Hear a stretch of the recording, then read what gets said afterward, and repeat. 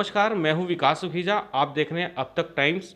आज मैं आपको आपके बच्चों के आने वाले भविष्य के बारे में और उनके मनों में क्या क्या प्रश्न उठ सकते हैं अपने भविष्य को लेकर, और इसके अलावा समाज के अंदर ऐसी कौन सी समस्या उत्पन्न होगी कोरोना से, जिसको लेकर आज हम डॉक्टर विर्क हॉस्पिटल के अंदर डॉक्टर सम्राट करण सहगल से विशेष बात कर रहे हैं। डॉक्टर सम्राट करण सहगल मनोरोग विशेषज्ञ हैं और अच्छे से ही कोरोना को लेकर ज्ञान रखते हैं, और ख़ास तौर पर जो आज हमारे बच्चों में अपनी शिक्षा को लेकर जो प्रश्न उठ रहे हैं, चिंतित हैं, इसी के समाधान को लेकर और इसके अलावा और भी कुछ ऐसे मामले हैं जिसको हम गंभीरता से उठाएंगे ताकि हमारा समाज जो है कोरोना की महामारी से अच्छे से लड़ सके और किसी भी तरह के मानसिक रोग से पीड़ित ना हो। सबसे पहले मैं डॉक्टर साहब आपका अपने चैनल्स पे स्वागत करता हूं।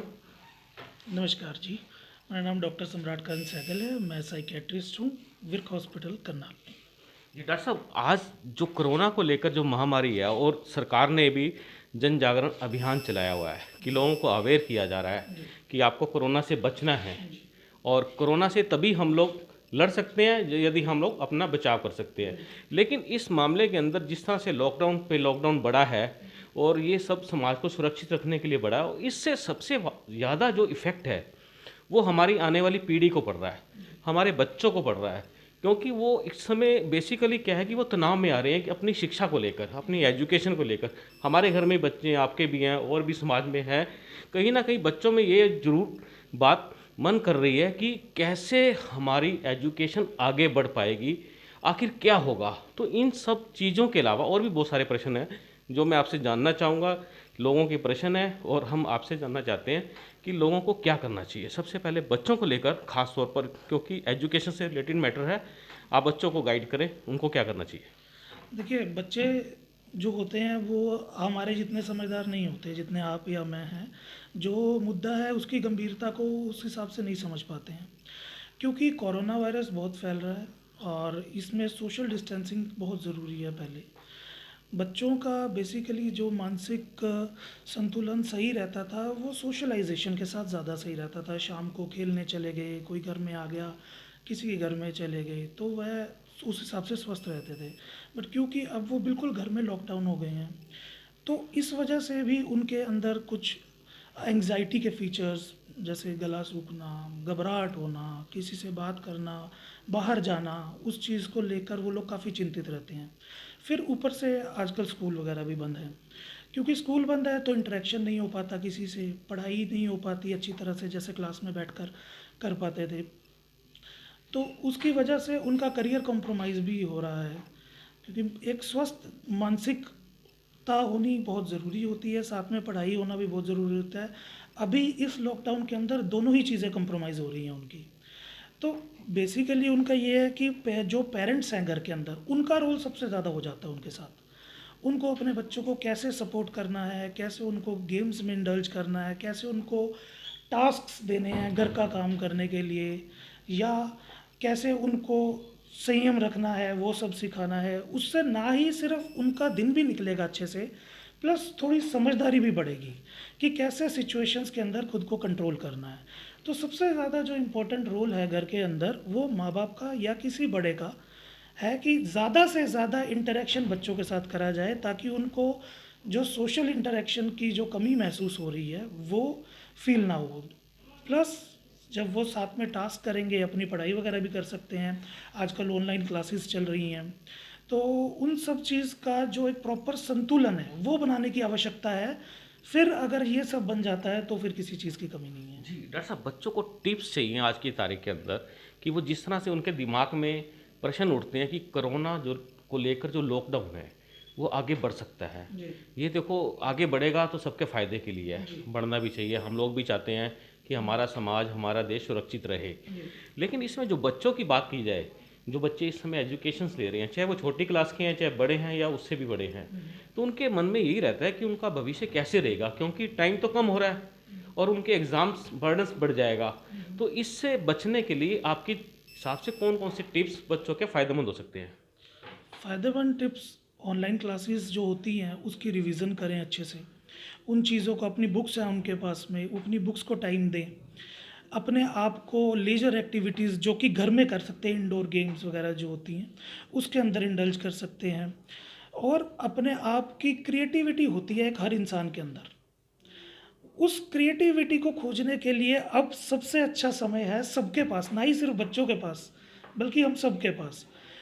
तो उस चीज़ को टाइम दें, उस चीज़ पे फोकस दें और जानें अपने अंदर क्या क्रिएटिव है। जी। तो डॉक्टर साहब, आपको क्या लगता है कि इस समय बच्चों के साथ साथ जो घर में बड़े बुजुर्ग भी हैं और लोग भी हैं, तो उनको क्या करना चाहिए और उनको किस तरह से अपने आप को सेफ रखना है, और जो ये कोरोना की महामारी है उससे बचने के लिए उनको किन किन चीज़ों का ध्यान रखना चाहिए? बड़ों में बहुत ज़्यादा प्रॉब्लम हो रही है, मेरे पास बहुत पेशेंट्स आते हैं, जी। कुछ जो कि 18-19 साल के बच्चे हैं स्पेशली, जी। वो लोग आते हैं जो लोग मेरे पास आकर कहते हैं कि इस टाइम पे हमारे अंदर सुसाइडल थॉट्स आ रहे हैं, ओके।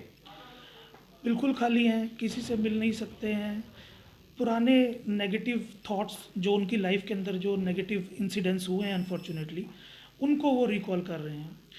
उनको ज़्यादा समय देने की वजह से उनको डरावने सपने आ रहे हैं, घबराहट हो रही है, मन उदास रह रहा है, अकेले बैठ के रोते हैं क्योंकि किसी के पास बात करने का मन नहीं करता, किसी से बात कर भी नहीं पा रहे चाह कर भी।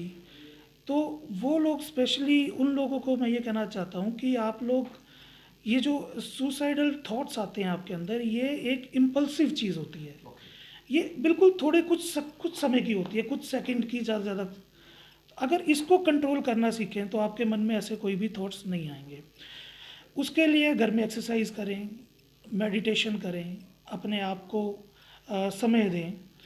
और अगर अगर आपको लगता है कि किसी से बात करनी है तो ये मत सोचें कि भाई वो क्या सोचेगा मेरे बारे में, या मैं उससे ऐसी बात ना करूं, क्योंकि यही जो मन के अंदर जो नेगेटिव विचार आते हैं, उन चीज़ों को अगर अपन एक्सप्लेन करें किसी को या उनके साथ शेयर करें, तो यही सबसे अच्छा तरीका है इन सब चीज़ों से पार पाने का। फिर कुछ बड़े लोग आते हैं मेरे पास जो कि बिजनेसमैन हैं या जो कोई नौकरी करते हैं, कुछ लोगों के पैसे लगे हुए हैं मार्केट के अंदर, तो उनको फ्यूचर की प्रॉब्लम हो रही है कि हमारा फ्यूचर अंधेरे में चला जाएगा, हमारे साथ साथ हमारे एम्प्लॉयज़ का फ्यूचर अंधेरे में चला जाएगा। जो जो बच्चे हमारे, जो लोग हम गवर्नमेंट एम्प्लॉयज़ हैं या जो लोग ऐसे प्राइवेट एम्प्लॉयज़ हैं, उन लोगों के पास बिजनेस नहीं आ रहा, तो वो लोग भी उनको कहते हैं कि हमारे को सपोर्ट करें। ये मैं आपको इंसिडेंट्स बता रहा हूँ रियल, जो मेरे पास आते हैं। उन लोग मुझे बताते हैं कि साहब हमारे पास पहले पैसे की कमी है, हमारे पास पहले काम करने की कमी है, अभी हम लोग वहाँ पे जिस जगह पे जा रहे हैं उन लोगों ने हमारे को बोला कि हमें कोऑपरेट करें, फिर जब सैलरी देंगे हम धीरे धीरे, तो फिर तब आप तब तक काम करें। तो उन लोगों को भी पैसे मिलने में प्रॉब्लम हो रही ये है। वाकई वाकई में बहुत बड़ा ये इश्यू है, ये जो आने वाले समय में लोगों को फेस करना पड़ेगा। लेकिन इसके लिए लोगों को अभी से ही स्ट्रांग रहना पड़ेगा, ऐसा मुझे भी लगता है और आप भी बता रहे हैं। और मुझे ये भी पता लगा कि जैसे सुसाइड के केसेस उत्पन्न हो रहे हैं, इससे रिलेटेड आपके पास भी काफ़ी पेशेंट आए हैं, तो आप उनको किस तरह से गाइड करते हैं? जी, सबसे पहले तो हम उनकी काउंसलिंग करते हैं, उनको मोटिवेशन करते हैं, उनकी मोटिवेशन लेवल को अप करते हैं। उनके जो प्रॉब्लम्स हैं, जिस वजह से उनको नेगेटिव थॉट्स आ रहे हैं कि मर जाएं तो अच्छा है, कोई काम की नहीं अब दुनिया बची, उन लोगों को उनके जो पॉइंट्स हैं, जो वजह परेशान कर रही है, उनको हम समझने की कोशिश करते हैं पहले, फिर उसको समझाते हैं। क्योंकि मेरा मानना है कि दुनिया में ऐसी कोई चीज़ नहीं है जिसका सोल्यूशन नहीं है। जी। हमारे को अगर पॉजिटिविटी है हमारे अंदर, अगर हम पॉजिटिव हैं, तो हम हर रास्ता ढूंढने के लिए सक्षम है, बशर्ते हमें पॉजिटिव रहना बहुत ज़रूरी है। डॉक्टर साहब, वाकई में आपने बहुत अच्छी बात की है। दुनिया में कोई भी ऐसी चीज़ नहीं है जो इम्पॉसिबल हो। जी। ये वाकई में बहुत बड़ी बात है और हम लोग भी ये चाहते हैं, मैं अपने दर्शकों को भी ये कहना चाहता हूँ कि इस खबर को अच्छे से ध्यान से देखें और जो इसमें समझने वाली बातें डॉक्टर साहब ने बताई हैं उस पर अमल किया जाए तो हमारा जीवन बहुत ही आगे बढ़ेगा, सफलता की ओर बढ़ेगा। और इस खबर को अधिक से अधिक लाइक शेयर जरूर करें ताकि इस खबर से और भी लोग फ़ायदा उठा सकें। मैं डॉक्टर साहब से एक बात और कहना चाहूँगा कि डॉक्टर साहब, आप कोरोना को लेकर लोगों को क्या मैसेज देना चाहते हैं? संयम रखें, घर में रहें, सेफ रहें, क्योंकि ना कि सिर्फ आपकी जिम्मेदारी आपके घर वाले या खुद के प्रति है, बाकियों के परिवारों की तरफ भी है। हमें नहीं पता कि कौन परेशान है, कौन कोरोना का करियर है अभी, लेकिन हम अगर संयम रखते हैं, समझदारी रखते हैं, तो हम हर समस्या को समाधान कर सकते हैं। और अभी वक्त है सबका एकजुट होकर सहयोग करने का, जो कि अगर हम सहयोग करेंगे तो हम इस लड़ाई से भी ज़रूर जीतेंगे। मैं आपसे एक ही रिक्वेस्ट करता हूँ कि ज़्यादा परेशान मत हों, घर पे संयम रखें।